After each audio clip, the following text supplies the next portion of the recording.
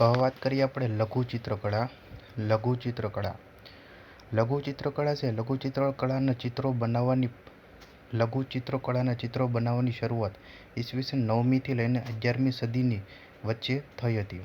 પ્રારંભના લઘુચિત્રો તાડના, કેળાના, નાળિયેરના પાન, લાકડી જેવી નાશવંત સામગ્રી પર દોરવામાં આવતા હતા.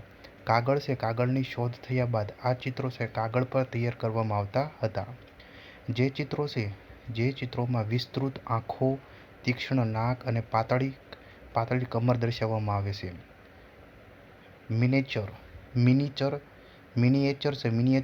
મિનિએચરનો અર્થ થાય છે લાલ રંગનો કાચ થાય છે, તથા તેનો બીજો અર્થ થાય છે આકારમાં નાનો થાય છે. ચિત્રોનું પ્રમાણ નાનું, પરંતુ ચિત્રોનું વિસ્તૃત વિવરણ એ જ લઘુચિત્રની વિશેષતા છે. લઘુચિત્રોના નિર્માણ માટે જરૂરી શરતો એમાં ચિત્ર 25 વર્ગ ઇંચથી કદમાં મોટું હોવું જોઈએ નહીં. ચિત્રનો વિષય વાસ્તવિક આકારથી 1/6 કરતાં વધુ ન હોવો જોઈએ. એટલે કે 12 ઇંચની આકૃતિનું નિર્માણ કરવું હોય તો લઘુચિત્રોમાં તેનું કદ 2 ઇંચથી વધારે ન હોવું જોઈએ. પ્રારંભિક સમયમાં પૂર્વ ભારતના જે પાલ શાસકો અને પશ્ચિમ ભારતમાં આવેલા જે ગુજરાત, રાજસ્થાનના જે રાજપૂત શાસકો દ્વારા લઘુચિત્રો બનાવવાની શરૂઆત થઈ હતી. જેમાં પુરુષોને પરંપરાગત વસ્ત્રો સાથે ચિત્રિત કરવામાં આવતા હતા. વાત કરીએ જૈન લઘુચિત્રકળા. કુમારપાળ દ્વારા રાજધાની પાટણ ખાતે 21 મઠના ગ્રંથાલય ભંડારની સ્થાપના કરવામાં આવી હતી. ભારતના સૌથી પ્રાચીન લઘુચિત્ર પેઇન્ટિંગ એ 11મી સદીના કલ્પસૂત્ર અને કાલકાચાર્ય કથાના જૈન ચિત્રો છે. આ ચિત્રકળામાં કલાકારો મજબૂત રંગો, વિસ્તૃત આંખો અને આભૂષણોથી સજાવટ કરવાનું પસંદ કરતા હતા. રંગો ખાસ કરીને શાકભાજી, ખનિજો અને સોના તથા ચાંદીમાંથી પણ બનાવવામાં આવતા હતા. વાત કરીએ પાલ શૈલી. પાલ રાજાઓના સમયથી ઈસવીસન 750થી લઈને 1150માં જે પાલ શૈલી બંગાળ, બિહાર, નેપાળ અને તિબેટ જેવા પ્રદેશમાં વસતી હતી. આ શૈલીના ચિત્રો મુખ્યત્વે તાડપત્ર કે ચામડા પર પાંડુલિપિ સ્વરૂપે જોવા મળે છે. પરંતુ બૌદ્ધ ભિક્ષુકો ચામડાને બદલે કેળા કે નાળિયેરના પાંદડાનો ઉપયોગ કરતા હતા. પાંડુલિપિને અંગ્રેજીમાં મેન્યુસ્ક્રિપ્ટ પણ કહે છે. આ શબ્દ લેટિન શબ્દના મેનુ પરથી ઉતરી આવ્યો છે, જેનો અર્થ થાય છે હાથ થાય છે. પાંડુલિપિ જે હિમાલયમાં થતા ભુર્જ નામના ઝાડની છાલ પર લખવામાં આવે છે. પાલ શૈલીમાં બૌદ્ધ ધર્મ આધારિત ચિત્રોનું સર્જન વધુ જોવા મળે છે. બૌદ્ધ ધર્મના મહાયાન અને વજ્રયાન સંપ્રદાયના સમર્થકો દ્વારા આ કળાનો ઉપયોગ કરવામાં આવતો હતો, તથા બૌદ્ધ ધર્મને પ્રોત્સાહિત કરનાર રાજાઓ દ્વારા આ શૈલીને સમર્થન મળ્યું હતું. આ શૈલીના મુખ્ય બે ચિત્રકારો ધીમ્મન અને વિત્તપાલ હતા. આ ચિત્રોમાં ભગવાન બુદ્ધના જે જીવન પ્રસંગો તથા બોધિસત્વના વિષયને અનુરૂપ ચિત્રો જોવા મળે છે. લાંબુ અણીવાળું નાક, અર્ધ ખુલેલી આંખો, શારીરિક અક્કડતા આ શૈલીની ખાસિયત છે. આ ચિત્રોમાં લાલ, ભૂરો, પીળો તથા લીલા જેવા કુદરતી રંગોનો ઉપયોગ કરવામાં આવે છે. આ ચિત્રની શૈલી અજંતા અને ભાગ ભીંત ચિત્રો શૈલી સાથે સામ્યતા ધરાવે છે. આવા ચિત્રોમાં આવા ચિત્રોમાં મોટાભાગે એક જ આકૃતિ હોય છે અને ભાગ્યે જ સમૂહ ચિત્રો જોવા મળશે. આ ચિત્રોમાં પાત્રો છે. પાત્રોની ગતિશીલતાના સ્થાને સ્થિરતા જોવા મળશે. પાલ શૈલી છે. પાલ શૈલીના હસ્તલિખિત તાડપત્રને નેપાળ, વડોદરા, કલકત્તા તથા અમેરિકાના બોસ્ટન મ્યુઝિયમમાં સાચવવામાં આવ્યા છે. વાત કરીએ પશ્ચિમ ભારતીય શૈલી. પશ્ચિમ ભારતીય શૈલી ભારતના પશ્ચિમ વિસ્તારમાં મુખ્યત્વે ગુજરાત શૈલી અને રાજપૂત શૈલી જોવા મળે છે. આ શૈલીને અપભ્રંશ શૈલી તરીકે પણ ઓળખવામાં આવે છે. વાત કરીએ ગુજરાત શૈલી. 12મી સદીના પ્રારંભમાં ગુજરાતમાં ગુજરાત શૈલીની શરૂઆત થઈ હતી. આ શૈલીના પ્રચારમાં જૈન ધર્મના શ્વેતાંબર સંપ્રદાયનો ઘણો ફાળો રહેલો છે. શરૂઆતમાં તાડપત્રો પર લખવાનું તથા ચિત્રો દોરવાનું શરૂ થયું હતું, પરંતુ 13મી સદીથી કાગળની શોધ થતાં કાગળની હસ્તપ્રતો પર ચિત્રો દોરવાનું શરૂ થયું. જૈન સાધુઓ દ્વારા હસ્તલિખિત ગ્રંથો તૈયાર કરવામાં આવ્યા. તેમાં ભદ્રબાહુ દ્વારા રચિત કલ્પસૂત્ર જેવા ધાર્મિક ગ્રંથોમાં વિષયને અનુરૂપ ચિત્રો તૈયાર કરવામાં આવ્યા. આમ સચિત્ર પોથીઓ તૈયાર કરી ગ્રંથ ભંડારોને ભેટ આપવાના રિવાજને કારણે ચિત્રકારોને ખૂબ પ્રોત્સાહન મળ્યું. આમ આ શૈલીનો જૈન શૈલી તરીકે વિકાસ થયો હતો. ગુજરાત શૈલીમાં કલાકારોને મર્યાદિત જગ્યામાં ચિત્રો દોરવાના તથા ચોક્કસ વિષય આપવામાં આવતો હોવાથી મુક્ત અભિવ્યક્તિ જોવા મળતી નથી. આથી આ ચિત્રોમાં પાત્રોના આકારો લગભગ એકસરખા જોવા મળે છે. આ શૈલીના ચિત્રોને મનુષ્યો, પ્રાણીઓ, ધાર્મિક ચિહ્નો તથા ભૌમિતિક આકૃતિઓ દ્વારા સુશોભિત કરવામાં આવે છે. મનુષ્ય આકૃતિઓમાં ગરુડ છે. ગરુડની ચાંચની જેમ આગળ નીકળેલું અણીવાળું નાક, લાંબી અને મોટી આંખો, બીજી આંખ ચહેરાની સહેજ બહાર છે. બહારના ભાગમાં તેમજ પાતળા પેટવાળા પાત્રોની અક્કડ બેઠક આ શૈલીની નોંધનીય વિશેષતા છે. આ શૈલીમાં પોથીમાના લખાણો સુંદર અક્ષરોથી લખાતા તથા ઘેરા લાલ કે વાદળી રંગથી ચિત્રો દોરવામાં આવતા. આ શૈલીના ચિત્રોમાં લાલ, ભૂરો, પીળો, સોનેરી જેવા ચમકદાર રંગોનો વધુ માત્રામાં ઉપયોગ કરવામાં આવ્યો છે. જૈન શૈલી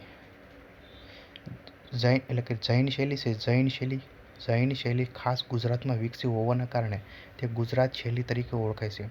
આમ ગુજરાત શૈલીના ચિત્રોમાં જૈન શૈલી તથા જૈનેતર વિષયોનો પણ સમાવેશ કરવામાં આવ્યો છે.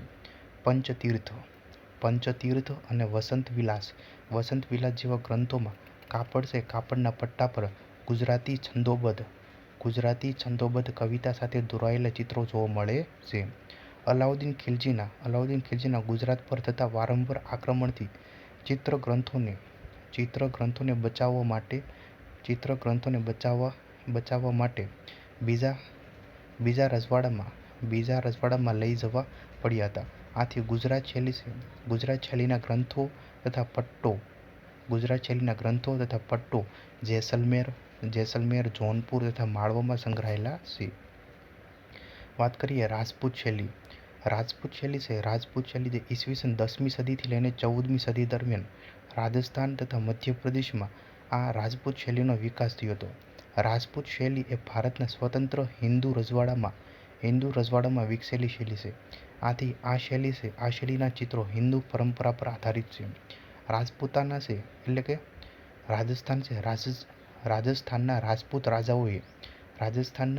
રાજાઓએ વંશ પરંપરાગત ચિત્રો દોરવાનો વ્યવસાય કરતા લોકોને પોતાના રાજ્યમાં સ્થાન આપી પોતાના પૂર્વજોના પરાક્રમોના ચિત્રો દોરાવ્યા હતા.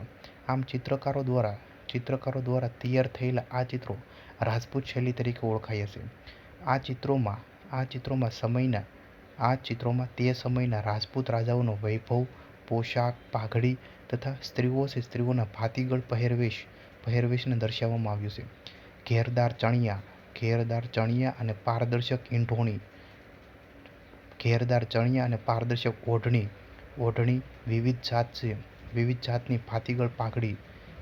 જાતની ભાતીગળ પાઘડી તથા મૂછોથી શોભતો પુરુષનો ચહેરો, હાથી પર નીકળતી સવારીઓ તથા યુદ્ધના પરાક્રમો આ ચિત્રોમાં દર્શાવવામાં આવ્યા છે. આમ આ ચિત્રો વીરરસથી ભરપૂર છે. ઊંટ પર બેસીને શિકાર કરવા જતા યોદ્ધાઓ, કળા કરતા મોરલાઓ તથા વીણાધારિણી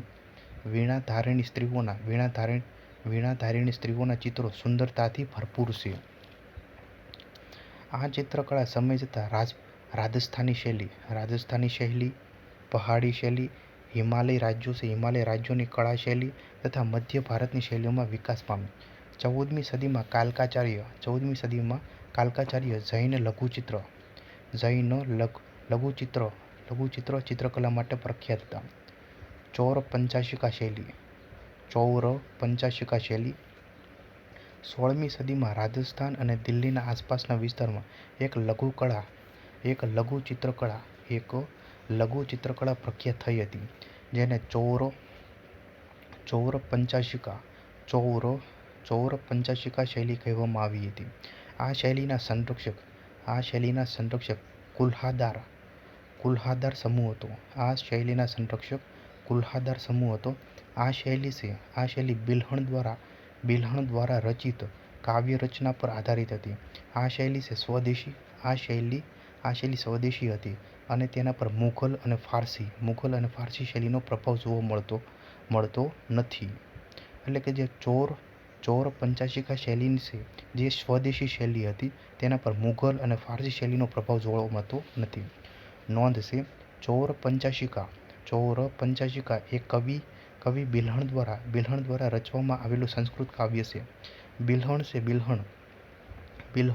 જે ચાલુક્ય વંશના વિક્રમાદિત્યની રાજસભાના કાશ્મીરી રાજકવિ અને વિદ્વાન હતા. આ કાવ્યમાં બિલ્હણે 50 લોકોની રચના કરી હોવાથી તેને પંચાશિકા કહેવામાં આવે છે. હવે વાત કરીએ મધ્યકાલીન ચિત્રકળા છે. એમાં વાત કરીએ સલ્તનતકાલીન ચિત્રકળા. આ સમયની ચિત્રકળામાં ભારતીય તત્વોની સાથે ફારસી તત્વોનો સમન્વય જોવા મળે છે. માંડુના શાસક નાસિર શાહના સમયમાં પાંડુલિપિના બધા જ ચિત્રોને મહત્વ અપાતું. આ પાંડુલિપિમાં સ્વદેશી અને ફારસી શૈલીનો સમન્વય જોવા મળે છે. દિલ્હી સલ્તનતના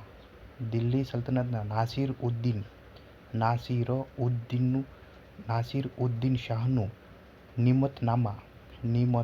નિમતનામા જાણીતું પુસ્તક છે. નિમતનામા એ રાંધણની કળા એટલે કે પાક કળા આધારિત પુસ્તક છે. આ પુસ્તકમાં વક્રાકાર વાદળો, વસ્ત્રો અને આભૂષણોથી સજ્જ મહિલા આકૃતિઓ, પુષ્પોથી ભરપૂર છોડો તથા વૃક્ષો વગેરે આકૃતિઓમાં ફારસી પ્રભાવ જોઈ શકાય છે.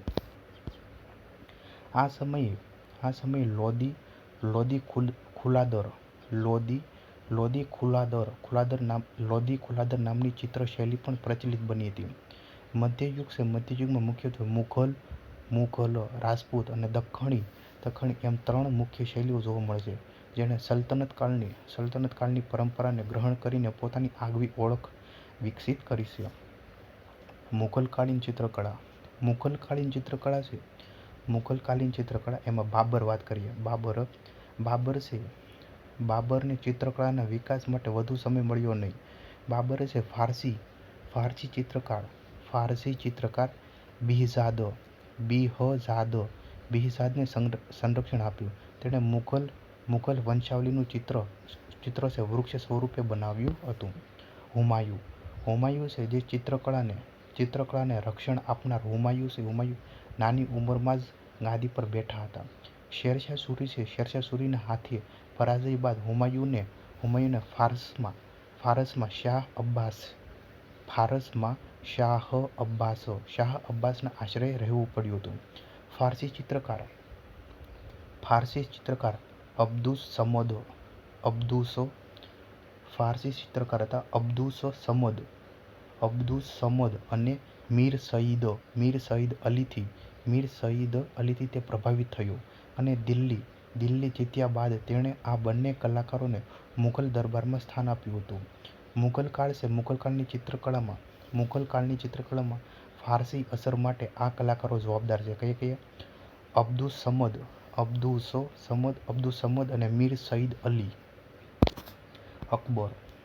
અકબર છે. અકબરના શાસનકાળ દરમિયાન સૌપ્રથમ ચિત્રકળા વિભાગની શરૂઆત કરવામાં આવી હતી અને ચિત્રકારો દ્વારા તૈયાર કરવામાં આવેલા શ્રેષ્ઠ ચિત્રો માટે તેમને પુરસ્કૃત કરવામાં આવતા હતા. અકબરે ચિત્રકળાના મહત્વને સમજી ચિત્રકારોને પોતાના દરબારમાં દિવાન તરીકે સ્થાન આપ્યું હતું.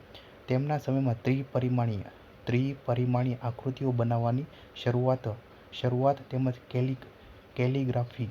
કેલિગ્રાફીનો ઉપયોગ શરૂ થયો હતો. બાસવન, મનોહર, કેશુ, શંકર ગોવર્ધન, દશવંત જે અકબરના સમયમાં પ્રસિદ્ધ ચિત્રકારો હતા. આ ચિત્રકારોએ અનવર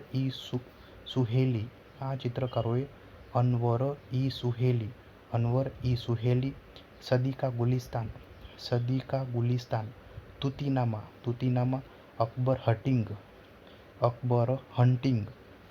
હન્ટિંગ, પછી હમજાનામા અને રઝમાનામા જેવા પ્રસિદ્ધ ચિત્રોની રચના કરી હતી. જહાંગીર છે. મુઘલ ચિત્રકળાના જહાંગીરના શાસનકાળમાં સર્વોચ્ચ શિખર પર પહોંચી હતી. જહાંગીર સ્વભાવથી જ પ્રકૃતિવાદી હતો. આ પ્રકૃતિ તેના ચિત્રોમાં પણ જોવા મળે છે, જેનાથી તેણે વનસ્પતિઓ, પક્ષીઓ, પશુઓ, વૃક્ષો અને ફૂલોના ચિત્રોને પ્રાથમિકતા આપી હતી. જહાંગીર પાસે એક ચિત્રકાર હતો અને તેણે ચિત્ર કાર્યશાળામાં રુચિ લીધી. તેના શાસનકાળમાં છાયાચિત્રોનો વિકાસ થયો હતો. તેણે છબી ચિત્રોમાં પ્રકૃતિવાદી અસર માટે પ્રયત્ન કર્યો. આ સમયમાં વિકસિત થનાર ચિત્રોને ચારે બાજુથી અલંકૃત કિનારી બોર્ડર હતી. જહાંગીરના સમયમાં જીબ્રા, શાહમૃગ અને મરઘીના પ્રાકૃતિક ચિત્રો જાણીતા હતા. તેના સમયગાળામાં ઉસ્તાદ મંસૂર તથા અબુલ હસન જાણીતા ચિત્રકાર હતા. ચિત્રકાર ઉસ્તાદ મંસૂર જટિલ ચહેરાની આકૃતિઓ બનાવવા માટે જાણીતા હતા. અબુલ હસને તુજુક એ જહાંગીરી પુસ્તક પર મુખ્ય ચિત્ર બનાવ્યું હતું. જહાંગીરના સમયમાં બાદશાહના દરબારના હાથી પર બેઠેલા ધનુષ બાણ સાથે શિકાર કરતા, સરઘસ કરતા વગેરે જેવા ચિત્રો પણ જોવા મળે છે. શાહજહાંના સમયમાં વાત કરીએ તો શાહજહાંના શાસનકાળમાં મુઘલ ચિત્રકળા શૈલીમાં પરિવર્તન થયું હતું.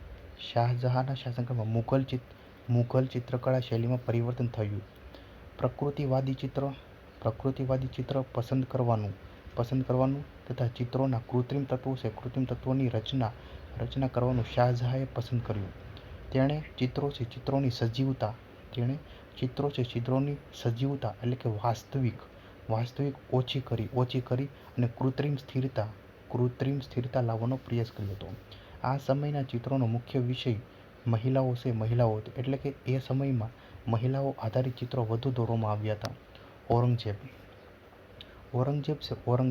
ઔરંગઝેબ ચિત્રકળા પ્રત્યે રુચિ ધરાવતો ન હતો, જેના પરિણામ સ્વરૂપે મુઘલ દરબારના ચિત્રકારોએ મોટી સંખ્યામાં રાજસ્થાન તેમજ અનેક બીજા પ્રાંતીય દરબારોમાં જવાની શરૂઆત કરી, જેને કારણે ઔરંગઝેબના શાસનકાળ દરમિયાન વિવિધ ક્ષેત્રીય ચિત્રકળાનો વિકાસ થયો હતો.